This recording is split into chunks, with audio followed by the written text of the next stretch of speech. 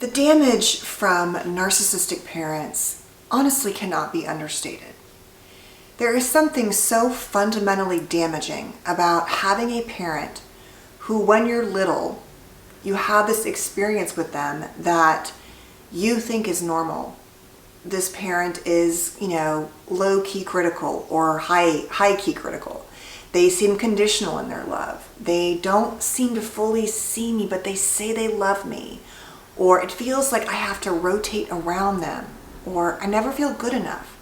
But all of this happens long before you have, and I keep saying this, the language and tools to understand what happened to you.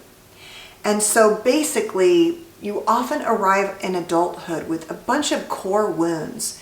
And so in my experience, these are 8 of the most common core wounds we have when we are raised by narcissistic parents. Number 1 is a sense that everything is your fault. And you should always blame yourself first. So what you learn is that if there's a rupture in a relationship with a narcissistic parent, from the time you're little, they will tell you, well, that's because you blah, blah, blah. So you have this chronic sense of self-blame and this belief system that at the end of the day, when things go wrong, things in this world are always your fault. So you look to blame yourself first. Number 2. You live in a chronic state of hypervigilance in some form. In other words, you have learned to overread and overinterpret and make meaning from the narcissistic parent because everything has a meaning and an agenda. And so you tend to overread people, overinterpret. You live in a heightened state of sensory reading, whatever it is. You are often scanning. Maybe the parent was rageful, and so part of your hypervigilance is about what is going to set them off. Maybe they were more covert, and it was like, oh, they're going to be like victimy and wounded if I say or do this thing. But the point is, you tend to like over hyper focus on others and then try to make meaning. So it's really hard for you to relax and turn that off.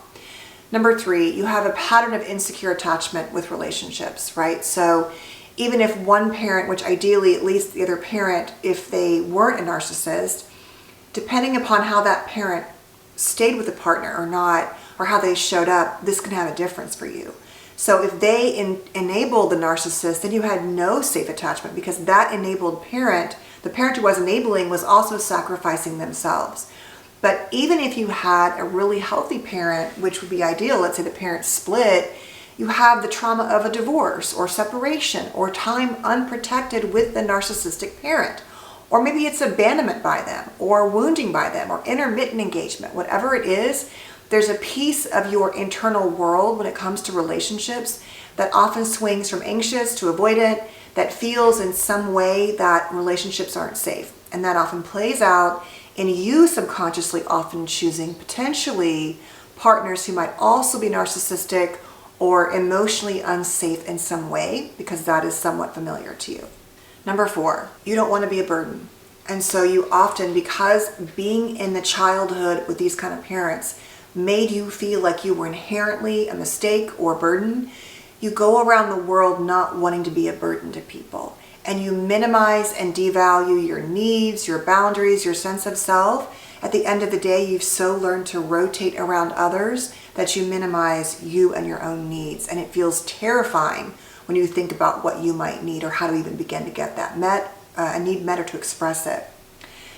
The next thing you might be is actually extremely avoidant, where you basically don't let people in because you never really had that mirroring and you quickly learned that you weren't going to get it from that parent. And also this would even be worse if there wasn't another safe attachment parent. And so your feelings around emotions and relationships and attachment dynamics when it comes to your sense of self is that you must be an island unto yourself and need no one because no one is coming to meet the needs. The next one is that parentification and enmeshment are normal in relationships. So it was normal for you to be your parent's therapist or to listen to all their work stories or to feel like you were, their best friend or responsible for them emotionally. And so your boundaries around human relationships often serve in the role of rescuer, of parent, of fixer. or basically that there's no separate sense of self you're allowed to have. So that this kind of like dynamic where you don't really have a sense of self and you're meant to rotate around others becomes kind of like how you show up in the world until you realize otherwise. The next thing is you might actually have narcissistic traits yourself, that you've absorbed that belief system that only when you're doing something beautiful and seen, worth being seen, do you matter. And you project that onto yourself and everyone else. And or you learn that, you know, every person for themselves. And so you have these tendencies that are often like your parent. Or maybe you have narcissistic rage like your parent. You try really hard not to, but you had to contain so much yourself. And now you get really dysregulated when you feel like you're being rejected or hurt or wounded, and you lash out because that's the model that you had. Then you feel bad about yourself and you don't want to do it, but you get stuck. So you can get stuck in your own narcissistic patterns and traits and not necessarily be narcissistic, but really have a difficult time differentiating, like, well, what is a healthy sense of self versus what is narcissism, and how do I manage that? And lastly, that you carry trauma, that you're often carrying, whether it's classic PTSD or relational trauma.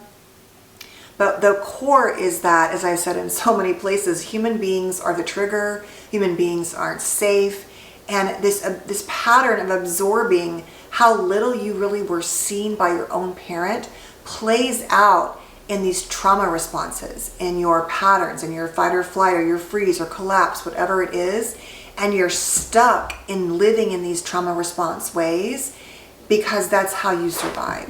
And Coco's playing with the camera. And the only way to get around that is to acknowledge that you have experienced trauma. That regardless of where the parent was in the spectrum, if they had a disorder like narcissism, from cruelty to just like not being seen, to abandonment, to neglect, whatever it is, you've absorbed that had something to do with you. And in many ways, you're stuck in that response and living it out.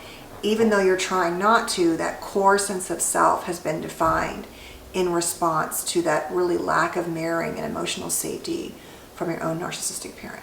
So I know there are more. Please feel free to add more down below. But I do think it's important to understand that, you know, we talk a lot about narcissism, but there's a significant impact, whether it's immaturity, narcissism, lack of emotional safety, whatever you want to call it, that these patterns of parenting have a significant impact on us, and that until we understand the road out of there, what happened to us, it can make it difficult for us to break free, but we can. There's so much power when even with love and hurt, you can say, yeah, I did have a parent like that, and it sucked. And I also know that I have wounds that need healing. And I can acknowledge whether it was their trauma, whatever it was, their own stories, which it more often than not is. Even acknowledging that doesn't take away our pain.